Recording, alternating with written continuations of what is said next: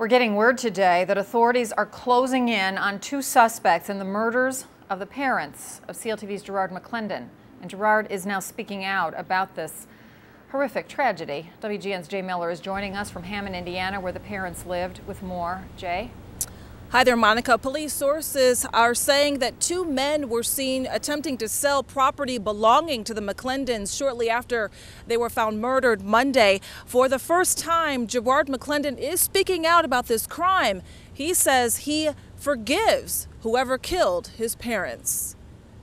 I have forgiven the perpetrators. Do I want them caught? Of course. Do I want justice to be served? Of course. But I can't live a productive life just in constant pain. Jae McClendon talking for the first time since finding out his parents were brutally murdered earlier this week. The vision of my parents, being murdered is unbelievable. His father, 78-year-old Wayman McClendon, and mother, 76-year-old Ruby McClendon, were found dead at a forest preserve in Calumet City Monday. Police believe the couple was killed at their Hammond, Indiana home. While the motive remains unclear, family tells us all signs point to robbery. They were robbed of life and liberty in the pursuit of happiness in the land of the free and the home of the brave. And they were robbed of that in their own home. Having to go to the Cook County Examiner's office to identify my parents was the most surreal situation I've ever been in my life.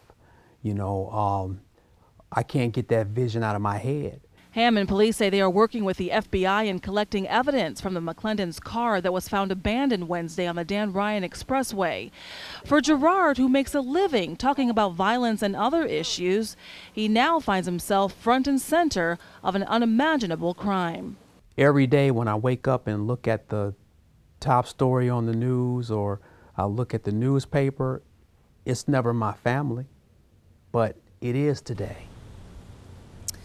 He is remarkably strong. As we all know, Jae McClendon ends all of his shows by telling his viewers to be upbeat, to be encouraged, to keep your heads up.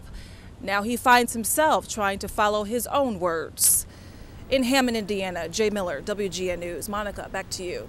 Hey Jay, I think, the folks that watch us have got to realize that those of us who work with Jae are deeply affected by this as well. I mean, this has been really, really painful this week, especially because, as you've pointed out, he makes his living talking about these issues, but not just talking about them, trying to find solutions.